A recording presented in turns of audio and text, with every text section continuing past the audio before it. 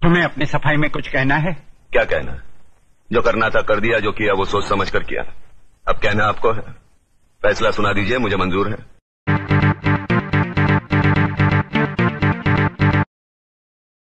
टूटा टूटा एक परिंदा ऐसे टूटा कि वो उड़ ना पाया।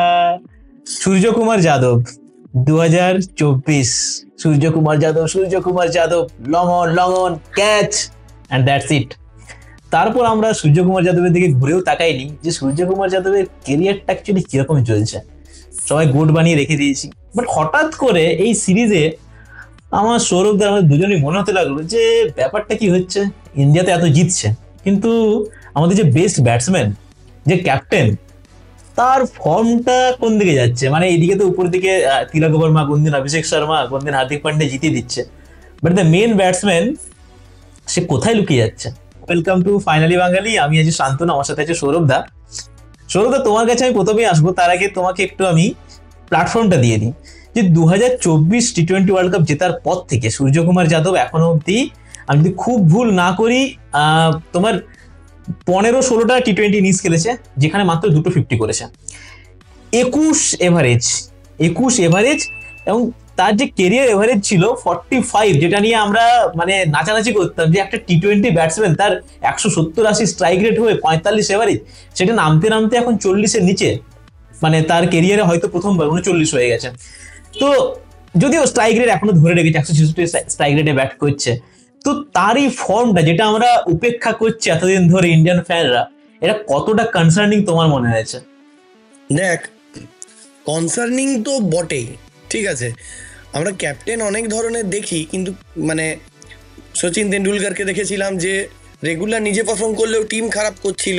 এই ক্যাপ্টেন্সির বিষয়ে আমরা আসবো, কিন্তু মনে হচ্ছে যেন যে এই মুহূর্তে ক্যাপ্টেন্সির একটা চাপটা সূর্যকুমারের ওপর অ্যাটলিস্ট ইন্ডিভিজুয়ালি একটা বোঝা যাচ্ছে।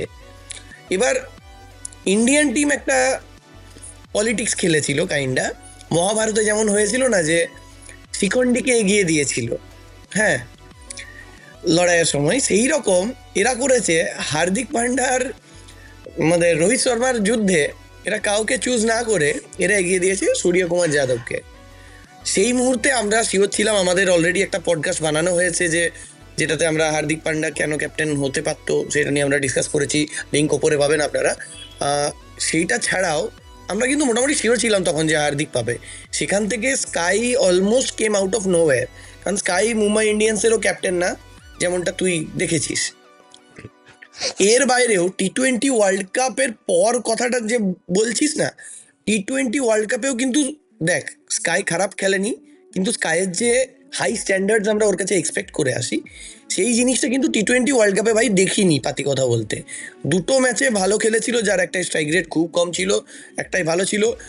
মানে I am willing to bet, যদি ওই ক্যাচটা না নিত সূর্যকুমার যাদব বা অন্য কেউ নিত, আই ডোন্ট থিঙ্ক টি-20 ওয়ার্ল্ড কাপ নিয়ে সূর্যকুমার যাদবের মানে সেই রকম বড় কিছু সিগনিফিক্যান্ট অবদান খুব বেশি পড়ে থাকতো বলে।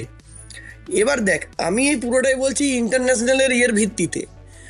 আমি এন্টারলি শিওর নই ওর ডোমেস্টিক ইয়েটা কিরকম। তোর মানে কি ডোমেস্টিক কি ও রান ফান করছে নাকি ওখানে এরকম অবস্থা?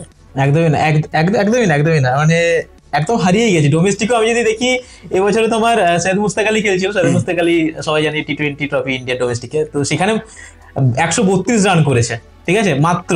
আর বিজয় হাজারে তো মানে যেটা লঙ্গার ফরম্যাটে তো এমনি রান করতে পারে না, বিজয় হাজারে যেটা 50 ওভারের টুর্নামেন্ট হয়, সেখানে তুমি শুনলে হাসবে যে 9 এভারেজ, 5টা ম্যাচে 38 রান করেছে। মানে মানে আমি বুঝতে পারছি না এটা অ্যাকচুয়ালি কি জন্য হচ্ছে। মানে যেখানে আমরা আগেও সৈয়দ মুস্তাক আলী দেখেছি, বা মুম্বাইয়ের যে ঘরোয়া ডোমেস্টিক টুর্নামেন্ট গুলো হতো সেখানে সেঞ্চুরি মেরে দিত, প্রত্যেকটা ম্যাচে রান করতো, দিয়ে হঠাৎ করে এই ফল ডাউনটা কি জন্য হচ্ছে। মুম্বাই ইন্ডিয়ান্সও আমরা দেখেছি যে সেই রকম মানে সূর্যকুমার যাদবের উপর গোটা টিমটা ধরে বসে আছে, মানে সূর্যকুমার যাদব রান করে দেবে সেই জিনিসটা নয়, আমাদের তিলক বর্মাই মেন ব্যাটসম্যান হয়ে দাঁড়িয়েছে এখন। তো তিলক বর্মা আমার একটা কারণ মনে হতে পারে এটা যে তার হয়তো ব্যাটিং পজিশন চেঞ্জ হয়েছে বলে এটা হয়েছে, যে তিলক বর্মা এখন 3-এ ব্যাট করছে। তো আমি বুঝতে পারছি না যে এটা কি কোনো কারণ হতে পারে যে তিলক বর্মা হয়তো তার জায়গাটা মানে সূর্যকুমারের যে জায়গাটা ছিল সেটা ছিঁড়ে নিল বলে আজকে এই অধঃপতন একটা সূর্যকুমার যাদব। দেখ, উত্তরসূরি নিয়ে আলোচনা করার আগে আমাদের পূর্বসূরির কাছে একবার যাওয়া উচিত। আই থিঙ্ক যে এই জায়গাটা অ্যাকচুয়ালি ছিল বিরাট কোহলির, ঠিক আছে, মানে অনেকে ভাবতে পারে যে কোহলি আরসিবির হয়ে খেললো এরকম সিজন একখানা, তার জন্য হয়তো কোহলি জায়গাটা ছেড়ে দিল সূর্যকুমার যাদবকে এবং ওপেনে গেল। জিনিসটা কিন্তু এরকম না, বরঞ্চ সূর্যকুমার যাদব এত ভালো খেলেছে নাম্বার 3-তে যে আমরা বিরাট কোহলি ওই লেভেলের একখানা গোট প্লেয়ার, তাকে নিয়ে আমরা ভাবতে বাধ্য হয়েছি যে নাম্বার 3-তে হেন রেকর্ড নেই, ভাঙেনি কোনো ফরম্যাটে, সব রেকর্ড ওর, ঠিক আছে, যে কোনো ইয়েতে। এবং মানে আলাদা লেভেলের ধারাবাহিকতা ছিল, ইভেন ওয়ার্ল্ড কাপেও, T20 ওয়ার্ল্ড কাপের কথাই বলছি। সেখান থেকে আমরা ভাবতে বাধ্য হয়েছিলাম পুরোটা কিন্তু মানে সূর্যকুমার যাদবের ফর্মের উপর ভিত্তি করে। কাজেই সূর্যকুমার যাদব যখন ওখান থেকে সরে গেল, এবং একটা জিনিস হয় কি বল না, যে ক্রিকেটাররা যখন একটা সার্টেন এজ আসে না, তারপরে এই জিনিসগুলো ম্যাটার করে ভাই, এই চেঞ্জগুলো।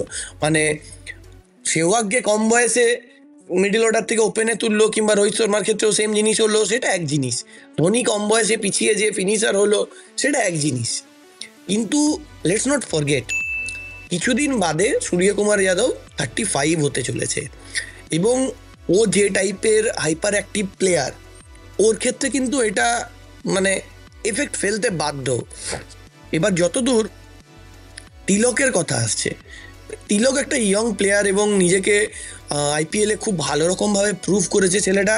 তারপর ইন্ডিয়ার হয়ে খেলতে নেমে আলাদা লেভেলের একখানা কনসিস্টেন্সি দেখাচ্ছে।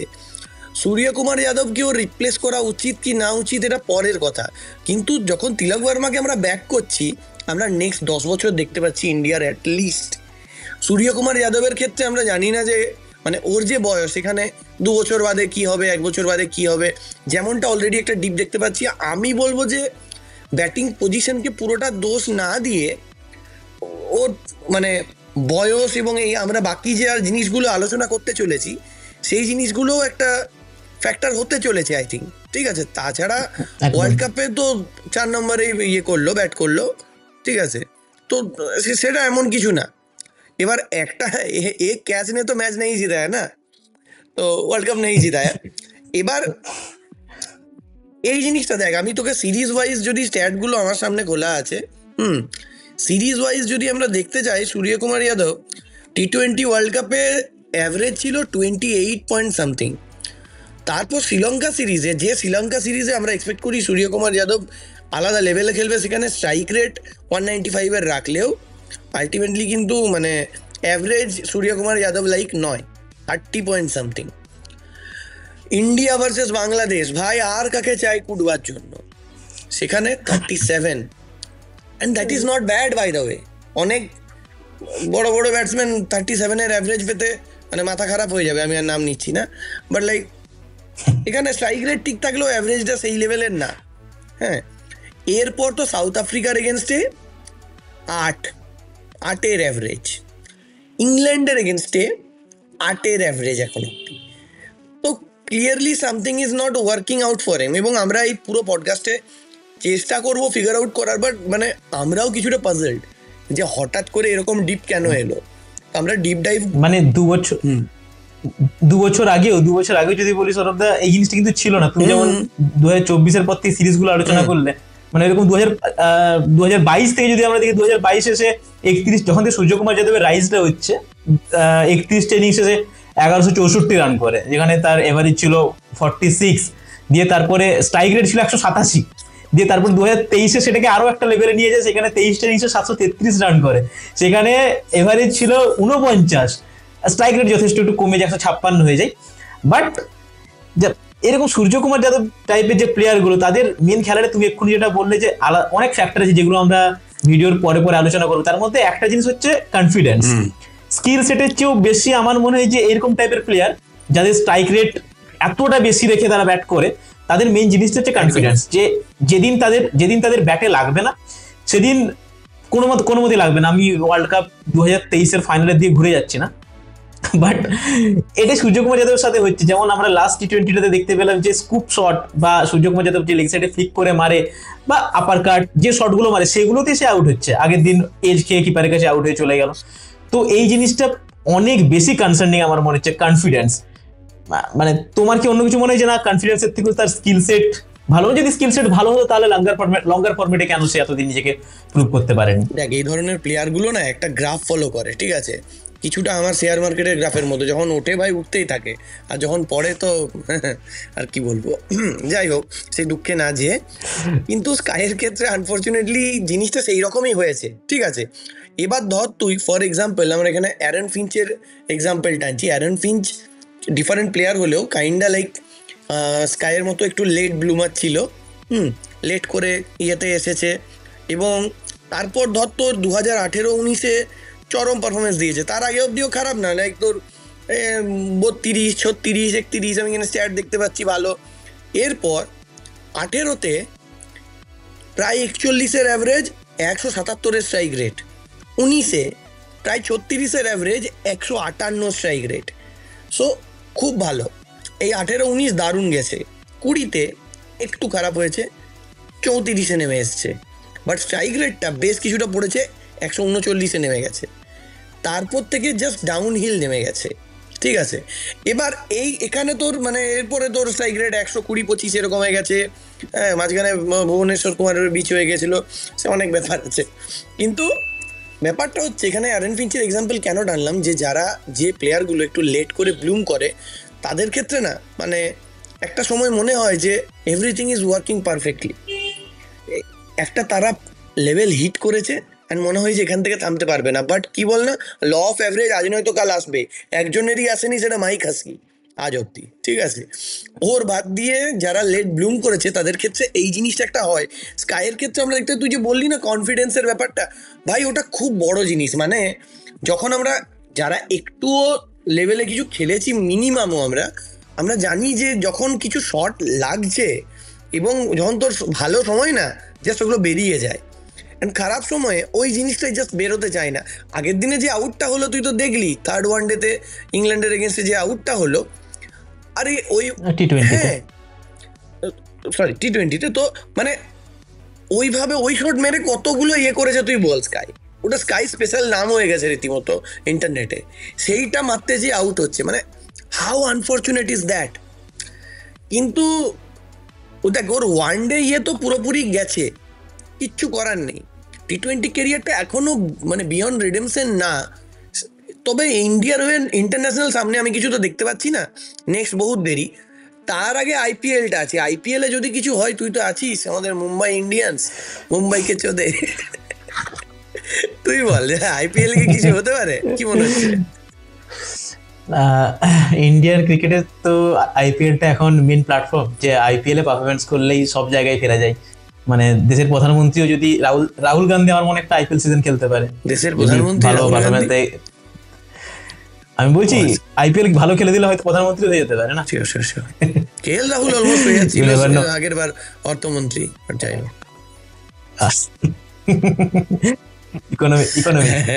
ইকোনমি মিনিস্টার, যাই হোক সরি কি বলে ইকোনমি মিনিস্টার নাই, স্ট্রাইক রেট, যাই হোক বাধ্য সেদিকে যাচ্ছি না। ব্যাপারটা হচ্ছে যে আইপিএল এ দেখো মুম্বাই ইন্ডিয়ান্স একটা জিনিস যেটা আমার খুব ভালো লাগে, যে মুম্বাই ইন্ডিয়ান্স প্লেয়ারদের ভ্যালু দেয়। মানে তাদের প্লেয়াররা, আমরা সেটা অনেক বড় বড় লেজেন্ডদের সাথে দেখেছি, যেমন কাইরন পোলার্ডের যখন সিজন খারাপ যাচ্ছিল তখন তাকে ব্যাক করেছে যথেষ্টভাবে।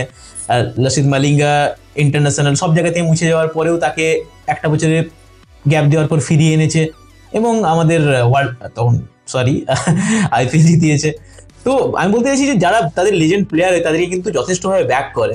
অ্যান্ড আমি এবারে মুম্বাই ইন্ডিয়ান্সের কাছে এক্সপেক্ট করবো যে সূর্যকুমার যাদবকে তার জায়গাটা দেওয়া হোক। মানে যেরকম ভাবে যদি 3-এ ভালো খেলছে তো 3, 4-এ ভালো খেলছে তো 4-এ, এবং ওপেনিংয়ে যেহেতু স্পট নেই, বাট যদি আমি বেশি গেম প্র্যাকটিস করাতে চাই, যদি আমার মনে হয় যে সূর্যকুমার যাদব আবার একদম ফ্রি মাইন্ডে খেলুক, যেহেতু সেখানে ক্যাপ্টেন নেই, একদম ফ্রি মাইন্ডে খেলুক, তাহলে ওপেনিংয়ে যদি স্পট দেওয়া যায় রোহিত শর্মার সাথে, তাহলে ওপেনিংয়েই ব্যাট করে। বাট যেহেতু একটা প্লেয়ারকে তারা, আমি যদি মানে বায়াসড হয়েও না বলি, যে তাদের ফ্র্যাঞ্চাইজিতে আসার পরেই তারা প্লেয়ারটাকে সেরকম ভাবে তুলেছে, বা সেখান থেকে সূর্যকুমার যাদব যে ছালাংটা মেরেছে মুম্বাই ইন্ডিয়ান্সের মাটিতে পা রেখেই, তো আমি আবার চাইবো যখন তার এই ডাউনফলটা হচ্ছে তখন আবার তারাই সেই মাটিটা তাকে গড়ে দিক। তো আমি চাইবো এটাই সূর্যকুমার যাদবের কাছ থেকে এবং মুম্বাই ইন্ডিয়ান্সের কাছ থেকে, যে এখানে কিছুটা সেলফিশ মেন্টালিটি দেখাও সূর্যকুমার যাদব, যে নিজের জন্য একটু রান করো এবং যে কনফিডেন্সটা তুমি লুজ করেছিলে এতদিন সেটাকে ব্যাক করে আনো। কারণ এমনিতেই মুম্বাই ইন্ডিয়ান্স অনেক বছর ধরে ট্রফি জিতছে না। এমনিতে আমাদের কাছে এখন তিলক ভার্মা চলে এসেছে যে আমাদের মিডল ওভারে ভরসা দিতে পারবে। তো আমি চাইবো সূর্যকুমার যাদব ওই ফ্রি ফ্লোয়িং খেলাচ্ছে, একটু একটু কনসার্ন দেখা, যার জন্য স্যার কনফিডেন্সটা ফিরে পাবে, যেটা আখেরে ইন্ডিয়ান ক্রিকেটের জন্য ভালো হবে। বাট মানে যেহেতু এখানে ক্যাপ্টেন্সির প্রেশারটা কম, তাই আমি বলবো যাতে ফ্রি ফ্লোয়িং ভাবে খেলুক, যে অ্যাজ এ প্লেয়ার আসবো, খেলবো, চলে যাবো, আমার নিজের রানটা যাতে হয়ে যায়।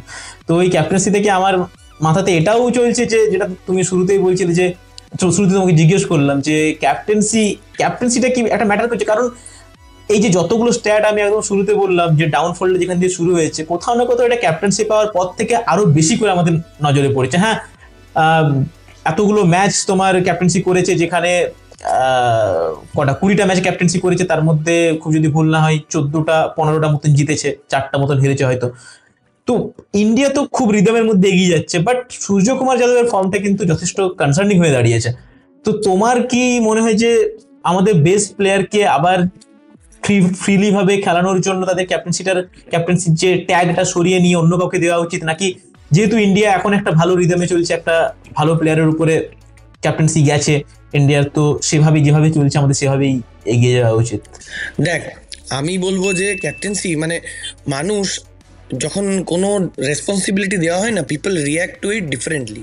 ঠিক আছে, কীরকম দেখ, ক্যাপ্টেন্সির ক্ষেত্রে এক ছিল ধর অনেক ধরনের হয়। ঠিক আছে, গ্রেম স্মিথকে 21 বছর বয়সে টেস্টে ক্যাপ্টেন করে দিয়েছে, মালটা ডেবিউ করছে ক্যাপ্টেন হিসেবে।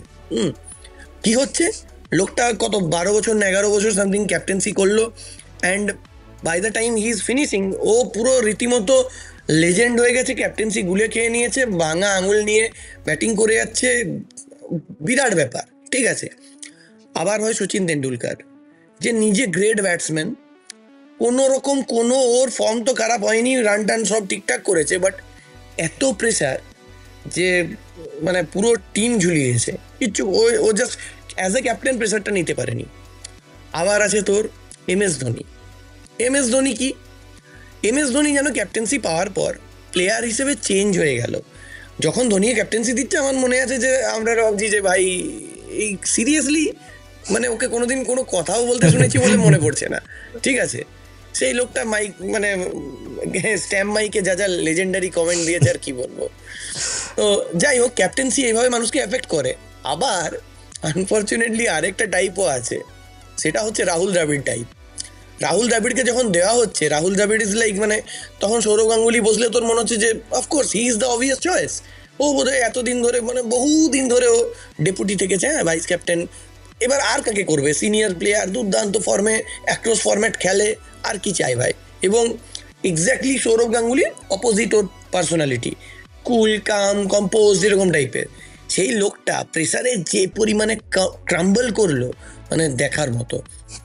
এবার এই যে স্টিরিওটাইপগুলো বললাম, এগুলোর একটার মধ্যেও কিন্তু এখনো স্কাই ঠিকভাবে পড়েনি, কারণ আমাদের যে ডেটাটা সেটা খুব ছোট, এখন আমরা পুরোপুরি পাইনি, আমাদের আর একটু টাইম দিতেই হবে। ইন্ডিয়ান ক্রিকেট একটা ট্রানজিশনের মধ্যে দিয়ে যাচ্ছে। ঠিক আছে, মানে জাদেজা, কোহলি, রোহিত এরা বেরিয়ে গেছে, KL রাহুল কি করবে বলা মুশকিল। এর মধ্যিখানে যে নতুন প্লেয়ারগুলো আসছে, তারা নিজেদেরকে প্রুভ করতে চাইছে, এবং স্কাই হি ইজ ডুইং যেটা একটা বড় ভাই করবে, যে বাকিদের সুযোগ দিচ্ছে, এগিয়ে দিচ্ছে। কিন্তু আমি বলবো, আমার ফিল হয় স্কাইয়ের থেকে যে কোথাও না কোথাও ভাই একটা মেন্টাল ফ্যাটিক এবং প্রেসার অফ এক্সপেকটেশনস কাজ করছেই, কিচ্ছু করার নেই। কিন্তু এর বাইরেও তুই আর একটা বললি না যে একটু আনসেলফিশ খেলুক। এবার আই ডোন্ট নো আমি এটা নিয়ে কিরকম ফিল করি, কারণ স্কাইয়ের ক্ষেত্রে কি বল না, ও যে প্লেয়ার, ও ফ্রি ফ্লোয়িং প্লেয়ার চিরকাল, ওকে অ্যাকচুয়ালি অপোনেন্টগুলো আউট করছে কি করে বল না, ফ্রাস্ট্রেটেড করে দিচ্ছে, যে মানে ইজি জায়গা ওকে দিচ্ছে না মারবার মতো। এবারও চিরকালই ওপর দিয়ে 6 মেরে দেয় যখন ইজি জায়গা না পায়। কিন্তু এখন যেহেতু সব কিছু পারফেক্টলি টাইমিং হচ্ছে না, সেহেতু ওই জিনিসগুলো ফিল্ডারদের হাতে যেয়ে পড়ছে। এইরকম তো একটা জিনিস হচ্ছে, প্লাস মাঝে যে ফর্ম্যাট ট্রানজিশন হয়েছিল সেটা ওর উপর কাজ করেনি, অ্যান্ড রাইট না ও জাস্ট টি-20 পর টি-20 গ্রাইন্ড করে যাচ্ছে। আজ নয়তো কাল একটা এই ইয়েতে আসবেই, মানে একটা বিরক্তি আসতে বাধ্য। আমি জানি না সেটা স্কাইয়ের ক্ষেত্রে এসেছে কিনা। তোর কি মনে হয় যে ক্যাপ্টেন্সিটা কি ওর উপরে ইম্প্যাক্ট ফেলছে? দেখো এখানেও সেই কনফিডেন্সের ব্যাপারটাই আসছে। ইন্ডিয়া তো এখন জিতছে, মানে টি-20 ওয়ার্ল্ড কাপ জেতার পর থেকে যতদিন সূর্যকুমার যাদবের হাতে ক্যাপ্টেন্সি আছে ততদিন ইন্ডিয়া টি-20 বাকি লঙ্গার ফরম্যাটে যাই হোক টি-20 ক্রিকেট কিন্তু আমরা জিতছে। তো জেতার পরেও যদি তুমি যেটা বললে যে একটা মেন্টাল ফ্যাটিউ চলতে থাকে, ফ্রাস্ট্রেটেড হয়ে যাওয়া, এই ব্যাপারগুলো যখন আসছে নিজের ব্যাটিং ফর্মের জন্যই হোক যে কারণেই হোক, তো ইন্ডিয়া যদি কোনো একটা সিরিজ হেরে যায় এবং এরকম ধরনের বড় সিরিজ যেখানে 5 ম্যাচের সিরিজ, সেখানে যদি আমরা 2টো ম্যাচ না জিতে যদি 2টো ম্যাচ হেরে শুরু করি তখন সেই ফ্রাস্ট্রেশনটা আবার বেশি আসবে। যেটা আমার মনে হয় যে রোহিত শর্মার উপরে, রোহিত শর্মার যে ফর্মটা ডাউন থেকে ডাউন এতটা ডাউনে আসছে, তার একটা কারণ হচ্ছে তার ফ্রাস্ট্রেশনটা। যে ভাই লোকটা যেখানে যাচ্ছে সেখানে হারছে টিম। ইন্ডিয়া টিমের যখন থাকছে না বুমরা ক্যাপ্টেন্সি করে জিতে দিচ্ছে, যখন ঢুকছে হেরে চলে যাচ্ছে। রঞ্জি টিমে যাচ্ছে যেখানে মুম্বাই এত এত বছরের চ্যাম্পিয়ন, সেখানে জম্মু কাশ্মীরের লোকগুলো যারা পাথর ছুটে ছুটে অভ্যস্ত, তারা বল ছুটে দিচ্ছে, মানে মানে ওই আর কি বল ছুটে আউট করে দিচ্ছে রোহিত শর্মাকে, পুরো টিমকে মানে ধুয়ে মুছে সাফ করে দিচ্ছে যেন বাচ্চা টিম খেলতে হচ্ছে। তো রোহিত শর্মার সাথে যে জিনিসটা হচ্ছে মানে ওইখানে বোঝা যায় যে ফ্রাস্ট্রেশন কি জিনিস। এবং আমার এটা মনে হয় যে যদি ইন্ডিয়া এই 2টো ম্যাচ না জিতে, যদি 2টো ম্যাচ হেরে শুরু করতো তাহলে ফ্রাস্ট্রেশনটা কোথায় যেত। এটা আমরা এখনো যেহেতু হয়নি, এই ফেজটাতে আসিনি, তখন যখন আবার প্রেসারটা বেশি করে আসবে তখন আমরা বুঝতে পারবো। যখন একটা সিরিজ ডিসাইডার ম্যাচ হবে সেখানে সূর্যকুমার যাদব কিরকম পারফরমেন্স দেয় সেটার উপর, সেটা দিয়ে আমরা বিচার করবো যে ক্যাপ্টেন কিরকম বা ক্যাপ্টেন্সি প্রেসারটা সে কিভাবে নিতে পারে। বাট আমার পার্সোনালি মনে হয় যে দেখো তুমি যে জিনিসটা খুব সুন্দরভাবে বললে যে আমরা প্রত্যেকটা প্লেয়ারের মধ্যে আমরা আলাদা আলাদা ক্যাপ্টেন খুঁজে পাই। যেমন রবি অশ্বিনকে এতদিন ধরে বলা হতো যে রবি অশ্বিন টেস্ট ক্রিকেটের ক্যাপ্টেন্সি ডিজার্ভ করতো, বাট আমার জেনুইনলি আমি যেমন সেটার পক্ষপাতিত্ব, সেরকম আমার মাঝে মাঝে এই জিনিসটাও কাজ করে যে রবি অশ্বিন যে অ্যাগ্রেসিভনেসটা রবি অশ্বিন সেটা অনেকটা ডিফারেন্ট যেটা আমরা বিরাট কোহলির মধ্যে দেখি। তো আমরা বিরাট কোহলির ক্যাপ্টেন্সিতে ইন্ডিয়ান ক্রিকেট যেভাবে এগিয়েছে, যেভাবে আমরা যে কোনো জায়গায় গিয়ে ম্যাচ জিততে পারবো, এই মেন্টালিটিটা এসেছে, মানে সেই হাঁকড়ে জোর করে ছিনিয়ে নেবো ম্যাচ। রবি অশ্বিন ক্যাপ্টেন হলে হয়তো যত বড় ক্রিকেটার হয়ে যাক হয়তো এই জিনিসটা আসতো না, যেটা আমরা আজিঙ্কা রাহানের মধ্যে অন্যরকম দাপট দেখতে পেয়েছি। তো এই জিনিসটা সূর্যকুমার যাদবের ক্ষেত্রে, Suryakumar Yadav free flowing player, আমার মনে হয় যে আসবে খেলে চলে যাবে, সেটা আমরা তার মানে আনথাবড়ি শট মারা যেরকম হয় সেরকম তার ক্যাপ্টেন্সিতে আমি একটা আনথাবড়ি ব্যাপার দেখতে পাচ্ছি, যে ডেথের দিকে কয়েকটা সিরিজে যাকে তাকে দিয়ে বল করানো, বা যখন একটা টি-20 ম্যাচ হচ্ছে সেখানে আমি একটা পেসার নিয়ে খেলছি, তো এরকম টিম সিলেকশন, এই জিনিসগুলো সূর্যকুমার যাদবের মধ্যে যেমন তার মেন্টালিটি, ব্যাটিং মেন্টালিটিও যেরকম আছে সেরকম ক্যাপ্টেন্সিতে আমি জিনিসটা দেখতে পাচ্ছি। অ্যান্ড যদি ভাইটাল সিরিজ আছে, টুর্নামেন্ট আছে, তখন শুধু আজকে এই সিরিজটা বলে এই সিরিজটা নয়, আমরা যদি লাস্ট 4-5টা সিরিজও দেখে নিই, এই জিনিসটা কিন্তু হচ্ছে যে আমাদের বোলাররা মানে মেন বোলাররা খেলছে না, সেখানে আমাদের যারা ইরেগুলার বোলার তারা বেশি পরিমাণে বল করছে। এটা আখেরে হয়তো ইন্ডিয়ান ক্রিকেটের জন্য ভালো হবে, কারণ অনেক বোলার পাবো আমরা। বাট এই জিনিসটা যদি ভাইটাল ম্যাচেও আমরা এই জিনিসগুলো দেখতে পাই তখন হয়তো আমাদের ক্ষতি করতে পারে এবং সেটা ইন্ডিয়ান ক্রিকেটের জন্য খারাপ হবে। তো আমার পার্সোনালি মনে হয় যে যদি আমরা অন্য কোনো দাবিদার পাই, যেরকম আমি তো খুব চুজ করতাম হার্দিক পান্ডেকে, আমি জানি না কি জন্য তাকে সরানো হয়েছে, বাট আমার মনে হয় যে হার্দিক পান্ডে যে tough মেন্টালিটির player, Virat Kohli, MS Dhoni টাইপের একটা টাফ মেন্টালিটির প্লেয়ার, তো তাকে ক্যাপ্টেন্সি দিলে আমার মনে হয় যে হয়তো ইন্ডিয়ান ক্রিকেটের জন্য ভালো হতো, এবং হার্দিক পান্ডে প্রেসারের মধ্যে খেলতে ভালোবাসে তার জন্য ভালো হতো, এবং সূর্যকুমার যাদবকে একটা ফ্রি ফ্লোয়িং জায়গা দেওয়া যেত। তো এটাই তোমার মানে কনক্লুড করার জন্য কোনো তুমি দেখতে পাচ্ছ যে হয়তো এটা করলে সূর্যের জন্য ভালো হবে, বা তোমার কি মনে হয় যে is this the end of sky, নাকি আমরা সেটা দর্শকদের জন্য ছেড়ে দেব? তুমি কিছু কমেন্ট করবে না? আমরা একটা ছোট্ট ইউটিউব চ্যানেল নিজেদের ঘরের বেডরুমে বসে শুট করছি, আমরা স্কাইকে সাজেশন দেওয়ার কি এসে ওয়ার্ল্ড চ্যাম্পিয়ন, কিন্তু একদম তারপরেও যদি মানে আমি দর্শকদের ইয়ের জন্য যদি বলি, মনোরঞ্জনের জন্য আই থিঙ্ক স্কাইয়ের 2টো জিনিস এখানে ফোকাস করা উচিত। একটা হচ্ছে স্কাইকে করতে হবে, সেটা হচ্ছে যেমন ধর ফুটবলের এক্সাম্পল দিচ্ছি, 2014 ওয়ার্ল্ড কাপের আগে রোনাল্ডোর একখানা সিরিয়াস ইঞ্জুরি হয়েছিল, ঠিক আছে? তো এর আগে অবধি কি ছিল বল না, রোনাল্ডোর খেলাটা ছিল যে পেস নির্ভর, ঠিক আছে, প্রচন্ড ফাস্ট দৌড়ে এসে কাট করে ঢুকতো এবং স্টেপ ওভার করে যে আইদার ক্রস করতো, গোল করতো, এরকম। ও ওখানে যে রিয়েলাইজ করলো যে আমার পায়ের স্পিড কমে গেছে, কিন্তু আমি এখনো স্ট্রাইকার হিসেবে যথেষ্ট ফাস্ট, তো নিজের খেলাটাকে ও তখনও নাম্বার মানে উইঙ্গারের পজিশনে রইল নাম্বার 7 হিসেবেই, কিন্তু সেখান থেকে কাট করে আগে ঢুকে যায়, ঠিক আছে, ইনস্টেড অফ যে ক্রসটা বাড়ানো, ও ক্রসটার এই এন্ডে থাকে এখন। এই একটা জিনিস নিজের মধ্যে চেঞ্জ করেছিল। এবার এটা কেন বলছি, কারণ টি-20 ক্রিকেটটা অনেকটা ফুটবলের মতো, it's a fast moving train. তুই যদি এখনই নিজের ইয়েতে গন্তব্যস্থলে যাওয়ার জন্য ট্রেনে না চাপতে পারিস, জলদি এটা দেখবি 4টে স্টেশন পেরিয়ে চলে গেছে আর তুই একাই দাঁড়িয়ে রয়ে গেছিস প্ল্যাটফর্মে। স্কাইকে খুব কুইকলি জিনিসটা রিয়েলাইজ করতে হবে যে কি চেঞ্জ হচ্ছে, কেন চেঞ্জ হচ্ছে, ওর বডি যদি কিছু অ্যাডাপ্ট করতে চায় বা এনিথিং, সেই জিনিসটা ওকে বুঝে নিয়ে সেই রকম একটা বেসিক অ্যাপ্রোচ যেগুলো আছে সেগুলো চেঞ্জ করতে হবে। যে ওকে যারা টার্গেট করছে তাদের এগেনস্টে যেন সফট টার্গেট আমি না হই, ঠিক আছে, বেশি ফ্রাস্ট্রেটেড না হই, নিজের ফ্রি ফ্লোয়িং খেলাটা রাখতে পারি, এই একটা জিনিস দরকার। আর সেকেন্ড, এবং এটা ওর টিমগুলোকে করতে হবে, খুব দরকার, সেটা হচ্ছে স্কাইকে একটা ক্ল্যারিটি দিয়ে নামাতে হবে। যে জিনিসটা MS ধোনি মানে সবচেয়ে ভালো করতে পারে, হ্যাঁ, যেমন ইভেন তুই দেখেছিস যে ক্ল্যারিটি দিলে অজিঙ্কা রাহানেও সূর্যকুমার যাদব হয়ে যায় মাঝে মধ্যে, ঠিক আছে। ক্ল্যারিটি জিনিসটা হয় এতটা, খুব ভালো করে যদি ওকে ওর রোলটা বুঝিয়ে দেয় স্কাই, তুমি অমুক জায়গায় নামবে, তোমাকে এই জিনিস করতে হবে অ্যান্ড ডু দিস, আর কিচ্ছু না। ওকে এইরকম সিচুয়েশন দিয়ে দিলে কেউ আটকাতে পারবে না এখনো, ঠিক আছে, আমি বিশ্বাস করি। কিন্তু তারপরেও আমাদের মাথায় রাখতে হবে যে almost 35 is not a young age. এখান থেকে যদি কেয়ারফুল না হই তাহলে কিন্তু পা পিছলে পড়লে আর ওঠার জায়গা নেই, ঠিক আছে। কামব্যাক করা এখনো এমন কিছু দেরি হয়নি, আমি বিশ্বাস করি এই IPLটা খুব ক্রুশিয়াল ওর কনফিডেন্সের জন্য। যেমনটা তুই বারবার বলছিস, ওর কনফিডেন্স এই IPL থেকে ওকে বাড়িয়ে নিতে হবে। যেমন করে খুশি ও খেলুক, সেই রকম একটা ক্ল্যারিটি নিয়ে একটা খুব ভালো ব্যাকআপ পাচ্ছে ওখানে চারিদিকে, হ্যাঁ, ওর সাপোর্ট সিস্টেমটা খুব ভালো ওখানে। তো এই সিচুয়েশনে আমি বলবো IPL-এ ফুল ফোকাস করে খেলুক, অ্যান্ড ওর উপরে তো অন্য ফরম্যাটের চাপ নেই, সো হি ক্যান রিল্যাক্স। আমি এটুকুই বলবো যে নিজের মাথায় বেশি ইয়ে করেছি ওনার।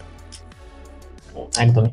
তো আমি শেষ করবো এটা বলে যে সৌরভ দা যে এক্সাম্পলটা দিল অ্যারন ফিঞ্চের, কেউ ভুলে যাবেন না, অ্যারন ফিঞ্চের গ্রাফটা কিন্তু এইভাবে উঠে এরকম ফ্ল্যাট ভাবে চলতে দিয়ে যখন ড্রপ করে অ্যারন ফিঞ্চকে কিন্তু কেউ T20 লেজেন্ড বলে মনে করে না, সবাই খিল্লি করে। তো স্কাইয়ের ক্ষেত্রে সেটা যাতে না হয় আমরা সেটাই আশা রাখবো যে স্কাই হয়তো আবার স্কাই ইজ দ্য লিমিট, আবার আকাশে উড়বে Suryakumar Yadav, the sun will rise again.